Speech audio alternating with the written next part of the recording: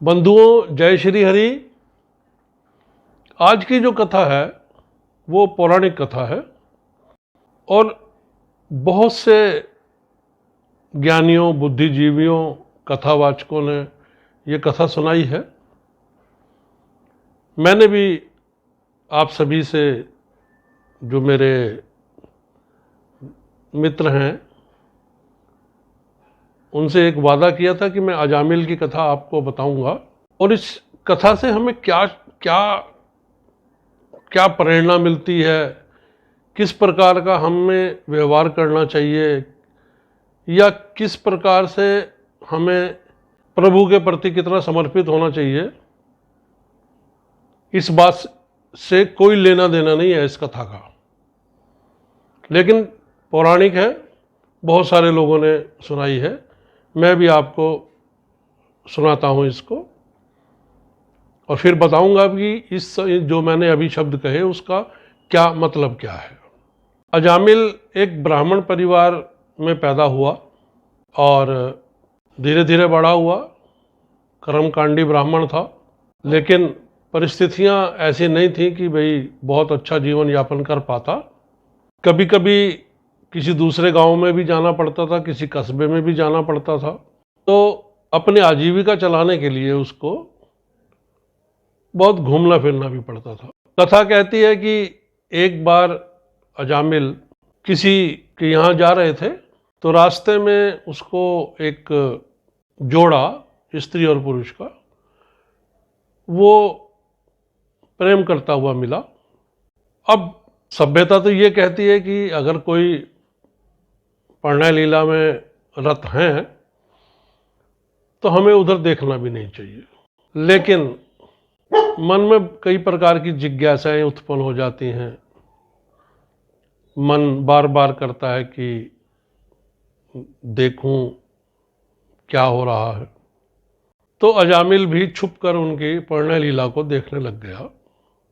खैर, अगले दिन भी जिज्ञासा हुई कि हो सकता है कि कल भाई मुझे यहाँ जो जोड़ा मिला था प्रणय लीला में, हो सकता है आज भी आया हो, तो मैं देखता हूँ चलकर। तो वो अगले दिन भी वहाँ गया। उन्होंने देखा कि वो जोड़ा फिर भी प्रेम मग्न था। अब अजामिल नित्य प्रति वहाँ जाने लगा और छुप छुप कर उनकी जो प्रेम लीला थी उनको देखने लग गया। कई दिन बीत गए। अब हुआ यूं कि वो जो सीधा साधा अजामिल था वो थोड़ा थोड़ा बिगड़ने लग गया। नित्य प्रति वो वहाँ जाता और उनको देखता तो धीरे धीरे उसके मन में भी ये जिज्ञासा उत्पन्न होने लगी कि भाई मैं भी इस स्त्री के साथ प्रणय लीला करूं। पर चूंकि मौका ही नहीं मिल पाता था, ना वो महिला जो थी वो अकेली रह पाती थी, अकेली मिलती भी नहीं थी उसको। खैर, एक दिन वो भी आया कि जब वो महिला अकेली थी वहाँ पर, तो अजामिल ने बहुत देर देखा, उसके पास कोई आया नहीं। तो अजामिल ने हिम्मत की और वो उस महिला के पास पहुँच गया। उसने उस महिला को अपना परिचय दिया और उसका भी परिचय पूछा और साथ ही ये भी पूछा अजामिल ने कि भाई वो आपके साथ जो वो पुरुष आते थे, भाई वो आज नहीं आए, क्या कारण है। तो महिला ने कहा कि भाई वो मेरा कोई प्रेमी नहीं है, मैं तो एक वेश्या हूँ और मैं धन के लिए करती हूँ, धन पाना ही मेरा लक्ष्य है। तो अजामिल ने कहा कि भाई मैं भी चाहता हूँ कि भाई मैं आपके साथ प्रेम लीला करूँ। उसने कहा मुझे कोई एतराज़ नहीं है, आप मुझे धन दे दीजिए, मैं सदैव आपके साथ हूँ। खैर, वो गरीब ब्राह्मण था, पर जितना कुछ उसके पास था उसने उसको दिया और अपना प्रेम लीला उन्होंने नचा ली। इसके बाद अजामिल को ऐसी लत लगी कि फिर वो एक बहुत ही क्रूर व्यक्ति बन गया। कहाँ तो वो एक बहुत सीधा साधा सा ब्राह्मण था, कर्मकांडी ब्राह्मण था, कभी बुराई के बारे में सोचा भी नहीं था, लेकिन वो उस वेश्या से मिलने के बाद अजामिल के जीवन में इतना परिवर्तन आया कि उसने सिर्फ और सिर्फ एक ही लक्ष्य रखा कि मैं किसी तरीके से लूट कर, खसोट कर, छीन कर, किसी की हत्या कर कर, डाका करके या चोरी करके मैं धन इकट्ठा करूं, और वो धन इकट्ठा करके उस महिला को दे देता था। बताते हैं कि बहुत लंबे समय के बाद उन दोनों में वास्तव में प्रेम हो गया और दोनों ने निर्णय लिया कि भाई हम जीवन एक साथ गुजारेंगे, और विवाह बंधन में बंध जाते हैं। अजामिल ने सहर्ष स्वीकार कर लिया, साथ ही वो उस महिला ने भी, क्योंकि दोनों का समझौता था। अजामिल उस महिला को अपने घर ले आए। शास्त्र बताते हैं कि उनके 10 बच्चे हुए। तो कथा में जब 9 बच्चे हो चुके थे और 10वां गर्भ में था, तभी उस गांव में कुछ साधु लोग आए और उन्होंने कहा कि भाई मुझे खाना चाहिए। तो गांव के लोगों ने, होता है हर काल में, हर समय में ऐसे लोग हुए हैं जो दूसरे पर कटाक्ष भी करते थे, दूसरे का मजाक भी उड़ाते थे और दूसरों को मुसीबत में भी डालने में पीछे नहीं हटते थे।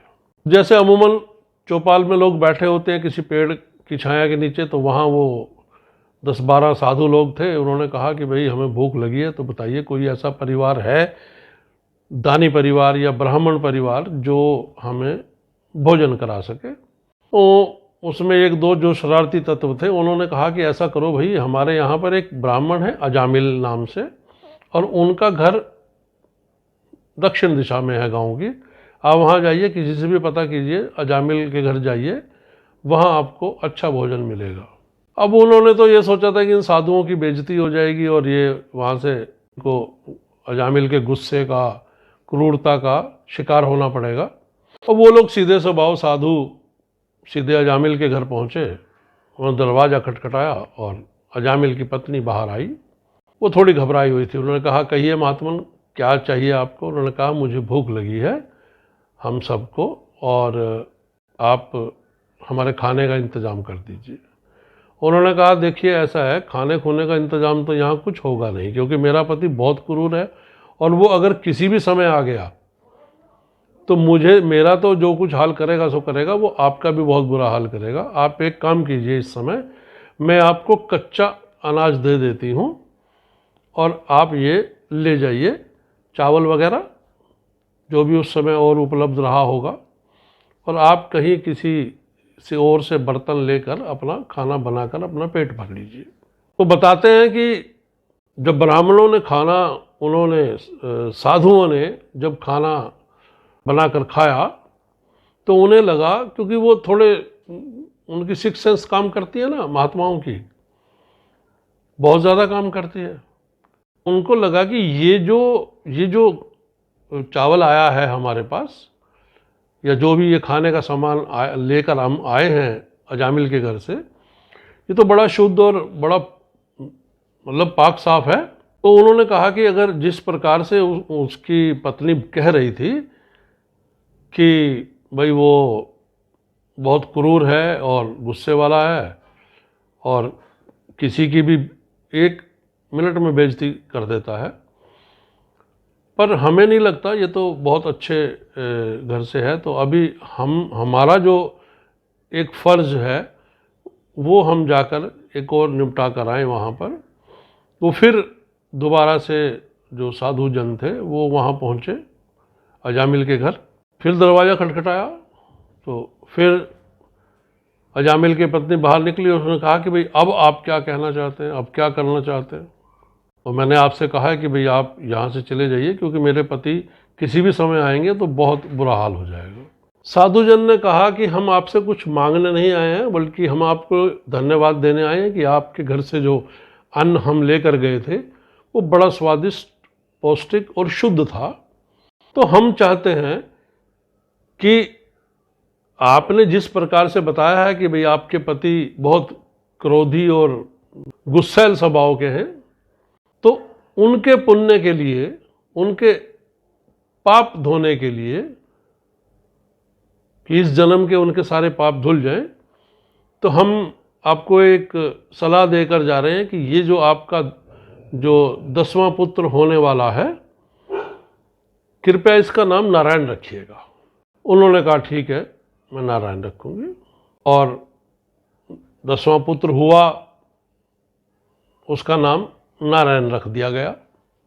कथा बताती है कि अजामिल जब मरने की स्थिति में पहुंचे तो वो नारायण नारायण कहकर बुलाने लगे अपने छोटे पुत्र को, क्योंकि या तो सबसे बढ़िया बेटा याद आता है या सबसे छोटा।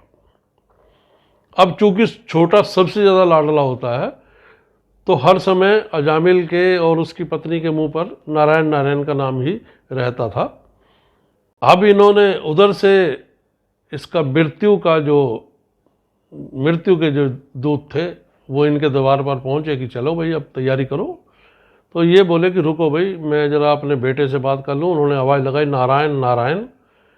तो कहते हैं कि बैकुंठ धाम में भगवान विष्णु ने अपने पार्षदों को भेजा कि जाओ भाई, नीचे कोई भक्त जो है वो बहुत परेशानी में है, उसकी विनती सुनो, वो बार बार नारायण नारायण चिल्ला रहा है। तो पार्षद भी दौड़े चले आए। जब उन्होंने देखा कि यहाँ कालदूत खड़े हुए हैं, तो उन्होंने कहा कि भाई आप कैसे इनको ले जा सकते हैं। उन्होंने कहा भाई हमें ऑर्डर है इस बात का कि हम इनको लेकर जाएंगे। उन्होंने कहा नहीं भाई, ये भगवान विष्णु का इन्होंने नाम लिया नारायण नारायण कहकर, और हम उनके पार्षद हैं, हमें ये आदेश है कि हम इनको सुरक्षित रखें और किसी प्रकार का कोई कष्ट ना आने दें।